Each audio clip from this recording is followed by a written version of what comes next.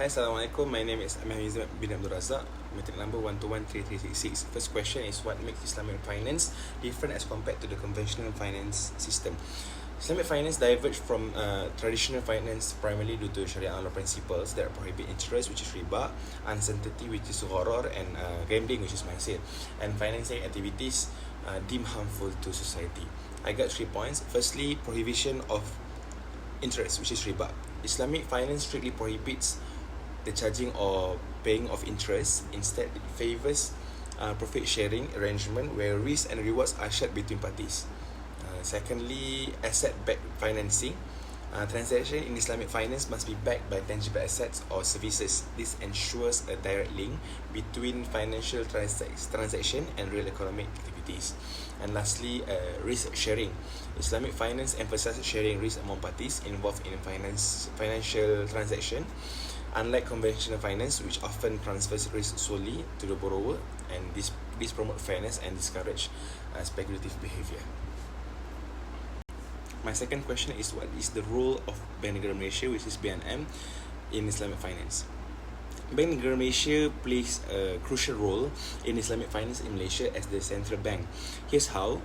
Firstly, regulatory oversight. BNM regulates and supervises Islamic financial institution, which is IFIs, in Malaysia to ensure compliance with Sharia laws and regulatory standards. This includes licensing, monitoring activities, and enforcing regulation to maintain stability and integrity in the Islamic financial system. Secondly, policy formulation and development. BNM develops policies and frameworks to enhance the growth and competitiveness of Islamic finance in Malaysia. This involves fostering innovation, improving infrastructure, and creating a regulatory environment conducive to IFIs.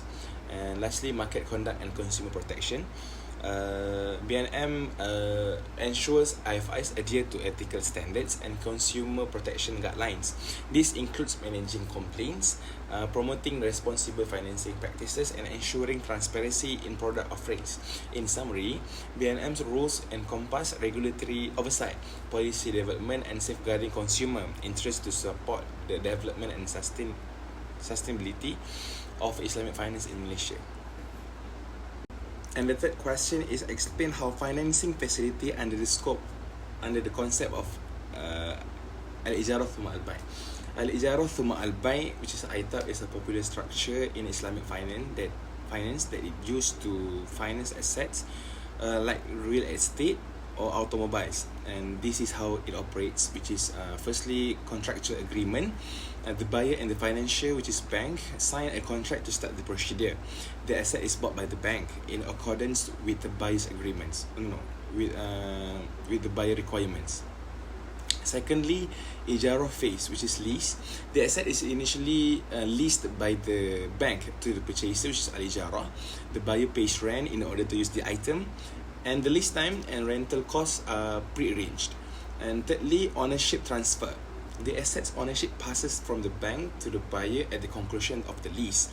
A separate sale contract, which is buy, in which the asset is sold at a predetermined price, facilitates this transfer, and the transaction can occur immediately after the lease or at any time during it.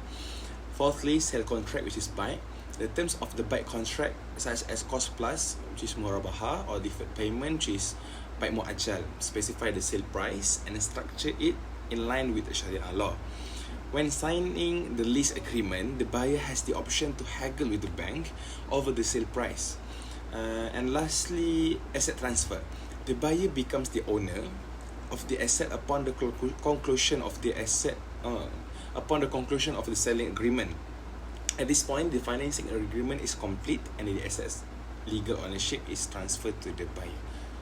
I think that's all from me. Thank you.